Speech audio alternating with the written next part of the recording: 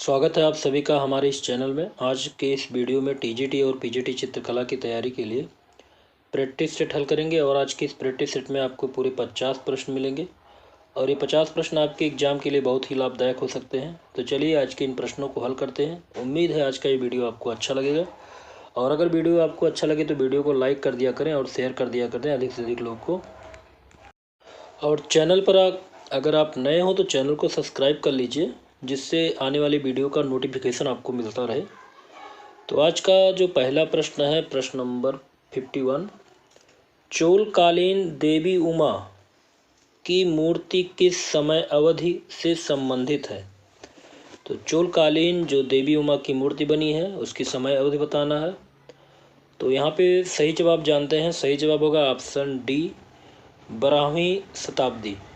तो चोलकालीन देवी उमा की मूर्ति 12वीं शताब्दी से संबंधित है और ये उमा की मूर्ति जो है खड़ी मुद्रा में है और गहनों से सजी हुई है और दाहिने हाथ से एक विशिष्ट मुद्रा दर्शाती है। चलिए अगला प्रश्न देखते हैं। प्रश्न नंबर 52, प्रसिद्ध कुतुब मीनार कहाँ स्थित है? बहुत ही आसान प्रश्न है। सही जवाब होगा ऑप्शन डी, दिल्ली में। तो कुतुब मीनार दिल्ली में स्थित है और इसका संबंध दिल्ली के संत ख्वाजा कुतुबुद्दीन बख्तियार काकी से जोड़ा जाता है। ठीक है, तो चलिए अगला प्रश्न देखते हैं। प्रश्न नंबर 53, यहाँ पूछा गया है कि वाराह किसका अवतार है? तो भगवान विष्णु के अवतार हैं। वाराह भगवान विष्णु के अवतार हैं। अगला प्रश्न देखते हैं। प्रश्न नंबर 54, मुगल लघु चित्र शैली का उद्भव किस समय या अवधि क्या काल में हुआ? तो मुगल लघु चित्र शैली का उद्भव 16वीं शताब्दी में हुआ है।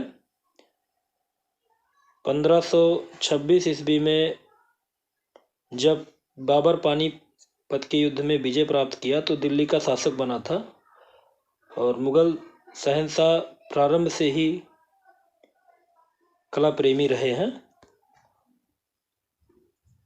तो यहाँ पे सही जवाब होगा ऑप्शन सी, 16वीं शताब्दी ईस्वी।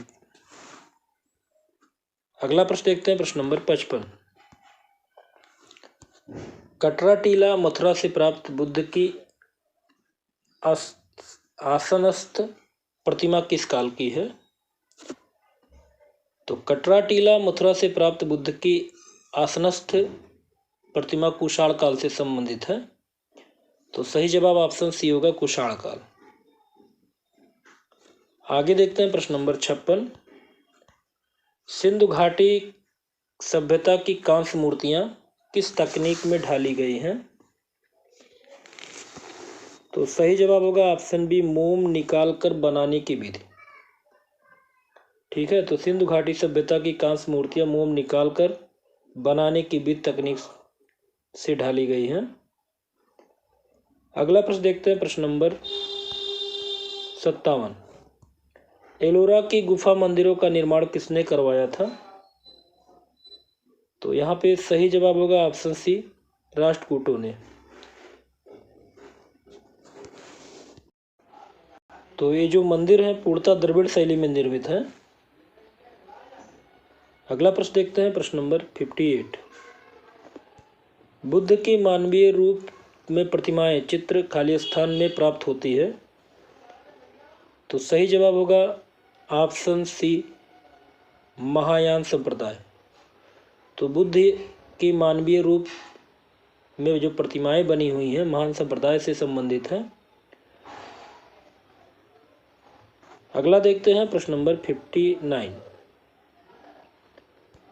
मुगल लघु चित्रकला के गठन में तकनीकी परिपेक्ष की महत्वपूर्ण भूमिका किसने निभाई? तो सही जवाब होगा ऑप्शन डी, मीर सैयद अली। तो मुगल लघु चित्र कला के गठन में तकनीकी परिपेक्ष या निरीक्षक हैं की भूमिका निभाने वाले थे मुख्य रूप से मीर सैयद अली। अगला देखते हैं और एक बात और जान लेते हैं यह ईरान की साफ़वी शैली के चित्रकार थे। मीर सैयद अली जो थे ईरान की साफ़वी शैली के चित्रकार थे। अगला प्रश्न देखते हैं, प्रश्न नंबर 60। कोणार्क का मंदिर किस भारतीय देवता को समर्पित है? तो कोणार्क का मंदिर जो है सूर्य देवता को समर्पित है और कोणार्क का सूर्य मंदिर भारत के उड़ीसा राज्य के पुरी नगर में स्थित है। 13वीं शताब्दी में गंग वंश के राजा नरसिंह देव द्वारा लाल बलुआ पत्थर से एवं ग्रेनाइट पत्थर से इसका निर्माण करवाया गया था। अगला प्रश्न देखते हैं, प्रश्न नंबर 68। प्रसिद्ध पांडुलिपि दास्ताने अमीर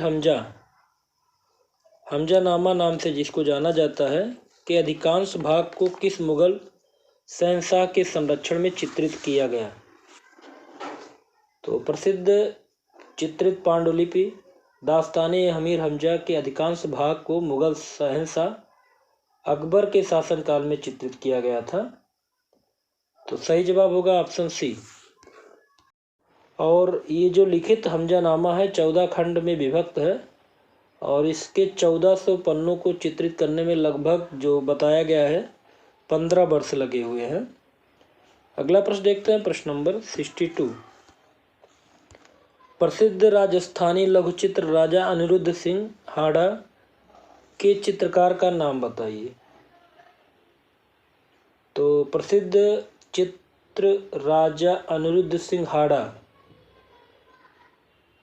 राजस्थानी शैली की उपशैली बूदी शैली में 18वीं शताब्दी में उत्कल राम ने बनाया था। ऑप्शन ए यहाँ सही होगा, उत्कल राम।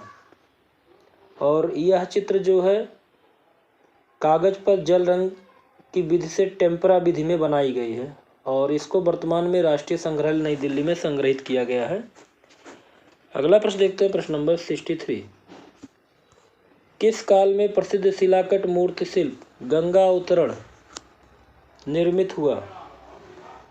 तो सही जवाब होगा ऑप्शन सी, पल्लव काल में।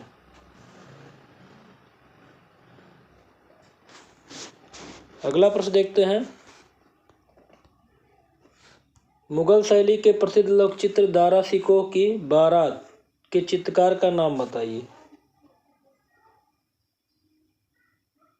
सही जवाब होगा ऑप्शन ए, हाजी मदानी। और हाजी मदानी ने इसको जो है जल रंग की टेम्परा विधि में चित्रित किया है कागज पे और ये भी वर्तमान में राष्ट्रीय संग्रहालय नई दिल्ली में संग्रहित है। तो मुगल चित्र प्रसिद्ध लोकचित्र जो दारा शिकोह की बारात है इसको बनाने वाले हैं हाजी मदानी। अगला प्रश्न है, समकालीन भारतीय कलाकार अनुपम सूद द्वारा बनाए गए छापा चित्र का शीर्षक बताइए। तो अनुपम सूद द्वारा बनाए गए छापा चित्र का जो शीर्षक था वो है दीवारों से सरोकार। ऑप्शन बी यहाँ पे सही होगा। इस चित्र में एक महिला को विधवा के परंपरागत सफ़ेद लिबास में करुण मुद्रा में बैठे हुए दिखाया गया है और ये राष्ट्रीय आधुनिक कला संग्रहालय नई दिल्ली में रखा हुआ है। तो दीवारों से सरोकार। अगला प्रश्न देखते हैं, प्रश्न नंबर 66। प्रसिद्ध समकालीन आधुनिक भारतीय चित्र गपसप की रचना किसने की? गपसप चित्र की रचना किसने की? NS बेंद्रे ने किया है। तो प्रसिद्ध आधुनिक भारतीय चित्र गपसप की रचना NS बेंद्रे ने तैल रंग के माध्यम में कैनवास पर किया था और इस रचना में 3 आदिवासी बालाओं को तालाब के किनारे गपशप करते हुए दिखाया है। NS बेंद्रे ने अपनी इस गपशप रचना में 3 आदिवासी बालाओं को तालाब के किनारे गपशप करते हुए दिखाया है। आगे देखते हैं, अगला प्रश्न है हमारे पास, भारतीय पौराणिक गाथाओं का मनोहारी अंकन के किस आधुनिक भारतीय चित्रकार ने किया? तो भारतीय पौराणिक गाथाओं का मनोहारी अंकन आधुनिक भारतीय चित्रकार राजा रवि वर्मा ने किया। ऑप्शन बी यहाँ पे सही होगा। आगे देखते हैं, अगला प्रश्न है, गर्भगृह की अवधारणा किससे संबंधित है? तो गर्भगृह की अवधारणा हिंदू मंदिरों से संबंधित है। ऑप्शन बी यहाँ पे सही होगा, हिंदू मंदिर। तो गर्भगृह मंदिर का वो भाग होता है जिसमें देव मूर्ति की स्थापना की जाती है, उसी को गर्भगृह कहते हैं। आगे देखते हैं प्रश्न नंबर 69। मोहनजोदड़ो से प्राप्त नर्तकी डांसिंग गर्ल की मूर्ति किस सामग्री से बनी हुई है? इंपॉर्टेंट प्रश्न है, हमेशा पूछा भी जाता है। तो सही जवाब होगा ऑप्शन डी, ब्रांज, कांस्य माध्यम में। तो सिंधु घाटी की कलाकृति में एक सबसे उत्तम कृति जो है नाचती हुई लड़की, जो कि कांस्य प्रतिमा में बनाई गई है। इसकी ऊंचाई लगभग 4 इंच बताई जाती है। अगला प्रश्न देखते हैं, प्रश्न नंबर 70। अशोक स्तंभ के शीर्ष पर अधिकांशतया बाघ, हाथी और खाली स्थान को दर्शाया गया है। तो अशोक स्तंभ के शीर्ष पर अधिकांशतया जो है वो वृषभ को दिखाया गया है, वृषभ को दर्शाया गया। ऑप्शन सी यहाँ पे सही होगा, वृषभ। अगला प्रश्न देखते हैं, प्रश्न नंबर 71। वीडियो को लाइक ना किया हो तो मित्रों वीडियो को लाइक कर दें। यहाँ पूछा गया है कि किसी भी बोतल का रेखांकन करने के लिए इनमें से किस ज्यामितीय आकार का प्रयोग करते हैं? सही जवाब होगा ऑप्शन सी, बेलन। तो किसी भी बोतल का रेखांकन करने के लिए बेलन ज्यामितीय आकार का प्रयोग करते हैं। अगला प्रश्न देखते हैं, प्रश्न नंबर 72। राजस्थानी लघुचित्र का उद्भव, जन्म, आरंभ किस काल या किस समय अवधि में हुआ? तो यहाँ पे सही जवाब होगा ऑप्शन बी, 16वीं शताब्दी ईस्वी में। ऑप्शन बी यहाँ पे सही होगा। राजस्थानी लघुचित्र का उद्भव 16वीं शताब्दी ईस्वी में हुआ है। अगला प्रश्न देखते हैं, प्रश्न नंबर 73। भारत के किस वर्तमान प्रांत में सांची का महास्तूप स्थित है? तो भारत के मध्य प्रदेश में सांची का स्तूप स्थित है। ऑप्शन बी यहाँ पे सही होगा। तो भोपाल से लगभग 50 किलोमीटर दूर सांची जो है वो यूनेस्को के द्वारा विश्व धरोहर विरासत में घोषित किया गया है। और यहाँ अनेक छोटे बड़े स्तूप हैं, जिनमें से 3 मुख्य रूप से हैं। चलिए अगला प्रश्न देखते हैं, प्रश्न नंबर 74। प्रसिद्ध शैल उत्कीर्ण त्रिमूर्ति में है। तो यहाँ पे सही जवाब होगा ऑप्शन सी, एलिफेंटा गुफाएं। तो प्रसिद्ध शैल उत्कीर्ण त्रिमूर्ति एलिफेंटा गुफा में है। अगला प्रश्न देखते हैं, प्रश्न नंबर 75। प्रसिद्ध मूर्ति शिल्प परखम यक्ष, प्रसिद्ध जो मूर्ति बनी हुई है परखम यक्ष किससे संबंधित है? तो सही जवाब होगा ऑप्शन सी, मौर्य काल से। तो प्रसिद्ध मूर्ति शिल्प परखम यक्ष जो है मौर्य काल से संबंधित है। आगे देखते हैं, प्रश्न नंबर 76। सिंधु घाटी सभ्यता की जो वास्तुकला किस सामग्री से बनी हुई है? सिंधु घाटी वास्तुकला किस सामग्री से बनी हुई है? सही जवाब होगा ऑप्शन सी, पकी हुई ईंटों से। आगे देखते हैं, अगला प्रश्न है प्रश्न नंबर 77। राजस्थानी लघुचित्र की किशनगढ़ उपशैली के उत्कृष्ट चित्रों की खोज का श्रेय किसको जाता है? तो यहाँ पे सही जवाब होगा option C, professor Eric Dickinson. चलिए अगला प्रश्न देखते हैं, प्रश्न नंबर 78। निम्नलिखित छापा चित्रों को उनके छापा चित्रकारों के साथ सुमेलित कीजिए। तो सुमेलित करना है तो आइए पहले सुमेलित कर लेते हैं, फिर आप विकल्प देखेंगे। तो पहला है आदमी, औरत और पेड़।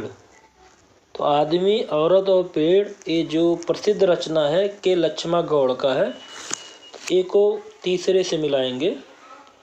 बच्चे सोमनाथ होर का प्रसिद्ध चित्र है। बच्चे किसका है? सोमनाथ होर का है। भंवर जिसको जलावर्त भी कहते हैं, जलावर्त भी कहेंगे, तो इसको कृष्णा रेड्डी के द्वारा बनाया गया है। तो कृष्णा रेड्डी 4 नंबर पे हैं। इसके बाद दीवारों से सरोकार, अभी आपके पीछे प्रश्न भी पूछा गया था, अनुपम सूद का है दीवारों से सरोकार। ठीक है, तो इस तरह से 3, 1, 4, 2 तो देख लेते हैं किस में है। 3, 1, 4, 2 ऑप्शन सी में है। 3, 1, 4, 2। अगला प्रश्न देखते हैं। अगला प्रश्न यहाँ पे है, धौलावीरा एक पुरातात्विक स्थल है, किस काल अवधि से संबंध रखता है? तो सही जवाब होगा ऑप्शन सी, सिंधु घाटी कला। तो धौलावीरा एक पुरातात्विक स्थल सिंधु घाटी काल से संबंध रखता है और धौलावीरा गुजरात राज्य के कच्छ जिले में स्थित है। अगला प्रश्न देखते हैं, प्रश्न नंबर 80। एलिफेंटा गुफा मंदिर कहाँ स्थित है? एलिफेंटा गुफा मंदिर कहाँ पर स्थित है? तो सही जवाब होगा ऑप्शन बी, महाराष्ट्र में स्थित एलिफेंटा गुफा। मुंबई के पास स्थित एलिफेंटा गुफा शैव धर्म से संबंधित है। आगे देखते हैं प्रश्न नंबर 81। दिलवाड़ा का जैन मंदिर किससे बना हुआ है? तो माउंट आबू राजस्थान में है दिलवाड़ा का जैन मंदिर, जो कि सफ़ेद संगमरमर से बना हुआ है। अगला देखते हैं प्रश्न नंबर 82। किस मुगल शहंशाह के काल समय अवधि में मुगल लघु चित्र शैली छिन्न भिन्न हो गई थी? तो यहाँ पे सही जवाब देखेंगे ऑप्शन बी, औरंगजेब। तो मुगल शहंशाह औरंगजेब के काल में मुगल लघु चित्र शैली जो है छिन्न भिन्न हो गई थी। अगला प्रश्न देखते हैं, प्रश्न नंबर 83। निम्नलिखित में से कौन सी कला त्रियामी कला का रूप है? तो यहाँ पर मूर्ति कला जो है त्रियामी कला का रूप होता है। ऑप्शन सी सही होगा, मूर्ति कला। अगला प्रश्न है प्रश्न नंबर 84। खजुराहो के अधिकांश मंदिरों का निर्माण किस राजवंश के द्वारा किया गया? तो खजुराहो के अधिकांश मंदिरों का निर्माण चंदेलों के द्वारा किया गया है। अगला प्रश्न है प्रश्न नंबर 85। विख्यात समकालीन भारतीय चित्रकार M.F. हुसैन को किसके लिए जाना जाता है? तो विख्यात समकालीन भारतीय चित्रकार M.F. हुसैन को उनके मोटे तथा सशक्त रेखांकन के लिए जाना जाता है। ऑप्शन बी सही होगा। तो हुसैन शैली का विकास मोटी रेखाओं से घिरी आकृतियों में दैनिक जीवन के सैकड़ों चित्रों का निर्माण के साथ साथ अनेक रेखा चित्र भी बनाए हैं। अगला प्रश्न है प्रश्न नंबर 86। प्रसिद्ध राजस्थानी लघुचित्र कृष्ण झूले पर किसने चित्रित किया है? तो प्रसिद्ध राजस्थानी लघुचित्र कृष्ण झूले पर चित्रित करने वाले हैं नूरुद्दीन। बीकानेर शैली में चित्रित किया गया नूरुद्दीन। अगला प्रश्न है प्रश्न नंबर 87। मोहनजोदड़ो से प्राप्त मूर्ति शिल्प मात्र देवी, मोहनजोदड़ो से प्राप्त मूर्ति शिल्प मात्र देवी किस सामग्री से बनी हुई? तो मृण मूर्ति। ऑप्शन डी यहाँ पे सही होगा, मृण मूर्ति। आगे देखते हैं प्रश्न नंबर 88। अमरनाथ सहगल द्वारा रचित समकालीन भारतीय मूर्ति शिल्प का शीर्षक क्या है? तो अमरनाथ सहगल द्वारा रचित समकालीन भारतीय मूर्ति शिल्प का शीर्षक जो है अनसुनी चीखें है। ऑप्शन बी यहाँ सही होगा। और 1958 में निर्मित एक कांसे की मूर्ति में एक ही परिवार के 3 सदस्य पिता, माँ व बच्चे की दरिद्रता को दर्शाया गया है। अगला देखते हैं प्रश्न नंबर 89। प्राथमिक रंग कौन सा है? प्राथमिक रंग, तो सही जवाब होगा यहाँ पे ऑप्शन बी, लाल, पीला और नीला। लाल, पीला, नीला ये प्राथमिक रंग की श्रेणी में आएंगे। अगला प्रश्न देखते हैं, प्रश्न नंबर 90। गांधार क्षेत्र से प्राप्त कुषाणकालीन मूर्तियों पर किसका अधिक प्रभाव है? तो गांधार क्षेत्र से प्राप्त कुषाणकालीन मूर्तियों पर यूनानी कला का सबसे ज्यादा प्रभाव देखने को मिलता है। तो प्राचीन गांधार क्षेत्र में स्थित तक्षशिला से प्राप्त बुद्ध की प्रतिमा जो है ईसा की 2री शताब्दी के कुषाण काल की है। तो सही जवाब होगा यहाँ पे ऑप्शन डी, यूनानी काल कला। तो गांधार क्षेत्र से प्राप्त कुषाणकालीन मूर्तियों पर यूनानी कला का विशेष प्रभाव है। अगला देखते हैं, प्रश्न नंबर 91। अजंता के किस गुफा मंदिर में प्रसिद्ध भित्ति चित्र बोधिसत्व पद्मपाण चित्रित किया गया है? तो अजंता के गुफा संख्या 1 में प्रसिद्ध भित्ति चित्र बोधिसत्व पद्मपाण का चित्रण किया गया है। तो गुफा संख्या 1 और गुफा संख्या 1 पूजा गृह से पहले स्थित आंतरिक बड़े कक्ष की पिछली दीवार पर यह चित्रित है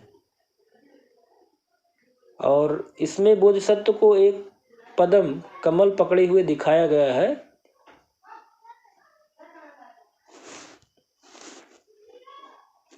तो ऑप्शन यहाँ पे सही होगा डी, गुफा संख्या 1।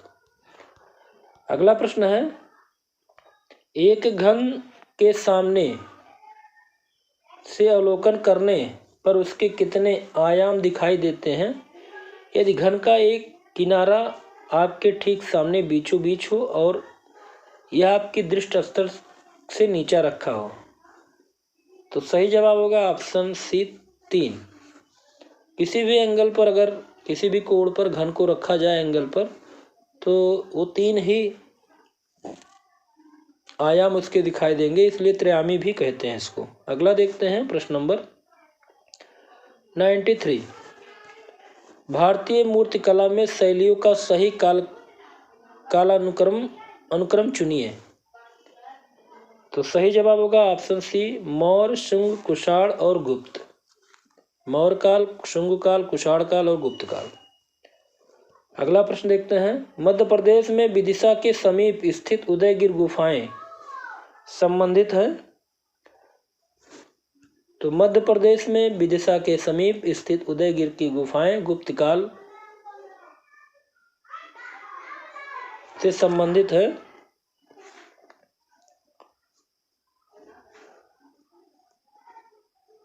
अगला प्रश्न है, निम्नलिखित में से किस चित्रकार ने हरिपुरा कांग्रेस अधिवेशन के पंडाल को सजाने का कार्य किया था? तो सही जवाब होगा ऑप्शन सी, नंदलाल बोस। तो नंदलाल बोस, जिनको मास्टर मोसाई के नाम से भी जानते हैं, इन्होंने हरिपुरा कांग्रेस अधिवेशन के पंडाल को सजाने का कार्य किया।